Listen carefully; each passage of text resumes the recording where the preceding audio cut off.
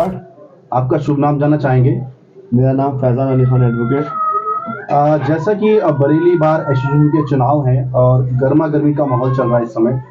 हालांकि हम लोग आपके प्रत्याशी अध्यक्ष या सचिव जितने भी प्रत्याशी हैं उनसे हमने वार्तालाप की और हमें यह जानकारी प्राप्त हुई सबके अपने अपने एजेंडे हैं और उन एजेंडों को लेके इस बार फिर से वो चुनाव लड़ रहे हैं। तो खास बात ये रहेगी कि वोटर्स ही बनाते हैं और वोटर्स ही उनको आगे पहुंचाते हैं। जी, तो मेन जो रहेगा वो आप क्या चाहते हैं, किस प्रकार का अध्यक्ष होना चाहिए या सचिव पद पे प्रत्याशी होना चाहिए जो आने वाले समय में आपके हित के लिए कार्य करेगा? बिल्कुल, मैं आपके चैनल के माध्यम से अपने अध्यक्ष जी और अपने सचिव जी के लिए ये कहना चाहूँगा, अपने साथियों से, जितने भी हमारे वोटर भाई हैं, जो हमारे एडवोकेट भाई हैं, उनसे कहना चाहूँगा कि देखिए, हमें ऐसा अध्यक्ष चाहिए जो हमारे वक्त अच्छे या बुरे में काम आ सके। हमें ऐसा अध्यक्ष नहीं चाहिए जो अध्यक्ष बनने के बाद हमें कभी पूछे ही नहीं या हमें गालियां बके। आज के दौर में जो भी अध्यक्ष रह चुके हैं या हैं, हमने उनसे कोई भी उम्मीद की, लेकिन वो अपनी उम्मीदों पर खरे नहीं होते। अब जो इस समय जितने भी कैंडिडेट अध्यक्ष पद के हैं, तो हम उनसे ये उम्मीद करते हैं कि अगर हमें कहीं को उनकी जरूरत पड़े तो हमारे साथ वो हमेशा खड़े मिले। यही बात मैं सचिव के लिए कहूंगा कि सचिव के कैंडिडेट तो बहुत खड़े हुए हैं यहाँ पर, लेकिन क्या वो सचिव आपके काम में आएंगे? और कौन से सचिव काम में आएंगे आपके?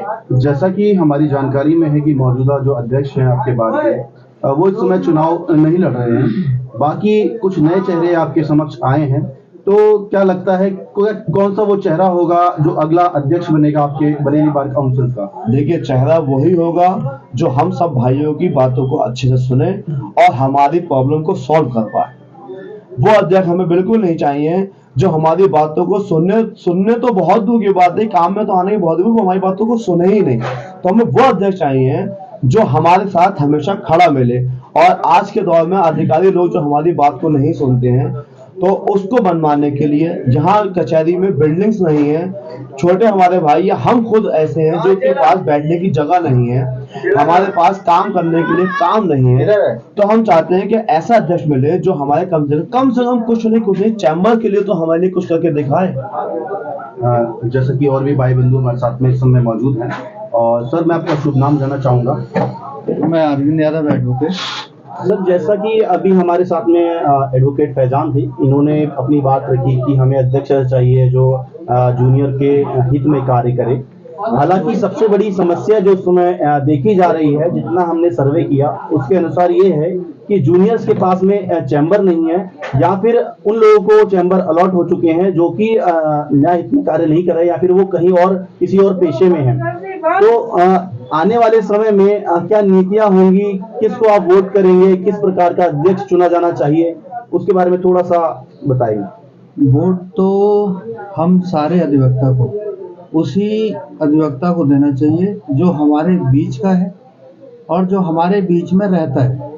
सबसे ज़्यादा ज़रूरी है कि जो हमारे साथ हमेशा 12 महीने रहता है, और अगर हमें कोई आवश्यकता रात दिन कभी भी पड़ती है, हमारे सुख दुख में वो साथ खड़ा रहता है। सबसे ज़्यादा ज़रूरी यही है कि वो हमारे साथ रहने वाला हो, हम उसी को वोट दें।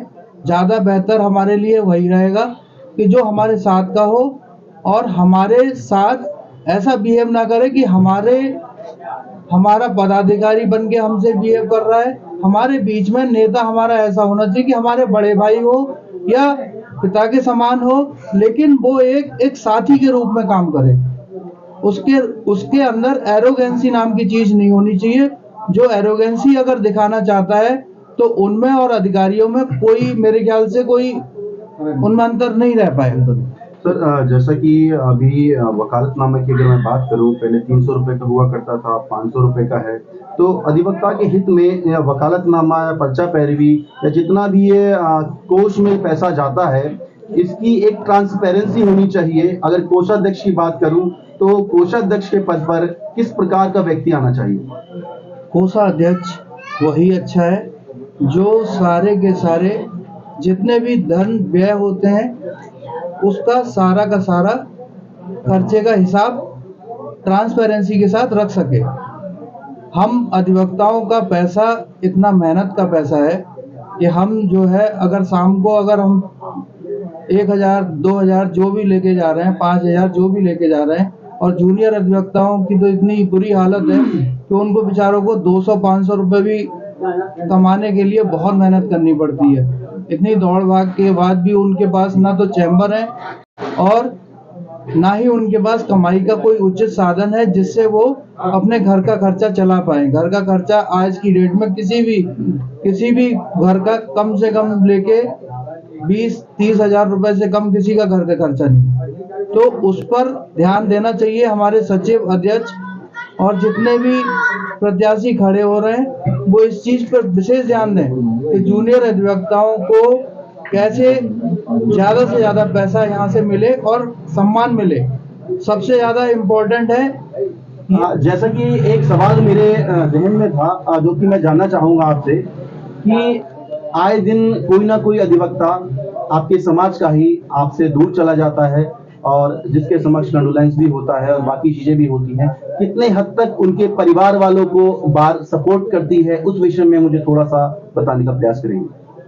सपोर्ट का तो ये है कि जो भी जीते सचिव, अध्यक्ष, कोषाध्यक्ष, जिनके हाथ में भी ये व्यय और रेवेन्यू रहता है, जिसकी भी डेथ हुई है, पर व्यक्ति उनके परिवार को 1 लाख रुपए देना चाहिए, जिससे उनके परिवार आगे चल के कुछ अपना कर सकें। और उनका एक हेड बना है, घर का गया है तो उन्हें क्षतिपूर्ति मिलनी चाहिए।